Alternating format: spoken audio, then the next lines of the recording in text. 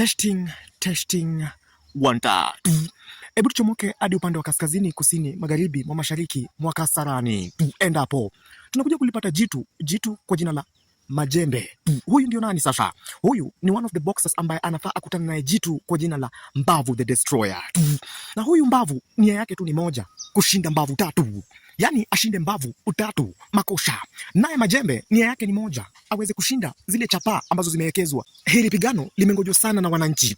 Ni pigano kubwa, mwanzo hata rais mtukufu mwenyewe aliamua aweke mawe makosha. Na nyakati zilikuanganiza usiku. Majembe shasha, Majembe lakini wapi? Mbavu ni mawe nani? Mbavu. Mbavu akamweka Majembe chini makosha. Majembe alionwaga wo. Mwanzo Mbavu alikuwa ameamua kitu moja, liwe liwalo, mama yangu mpaka nitamjengea nyumba. Mbavu na yeye Mbavu aliamua kuonesha Majembe ya kwamba hii maisha mama ndio kushema. Mwanzo hizi Mbavu alijua akipata hizi chapa ataweza kumjengea mama yake nyumba. Mwanzo hii maisha Mbavu yatambua tu mama yake shasha.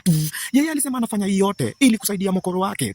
Makosha itakuwa ni mbaya. Thank you sana Obina. Mwanzo kama sio wewe hizi shughuli pengine hazingefika mahali zimefika. Asante sana, akiwa ni wako Man Selector Man Studio Willy wa Kakamega. Makosha woi wololo yaye.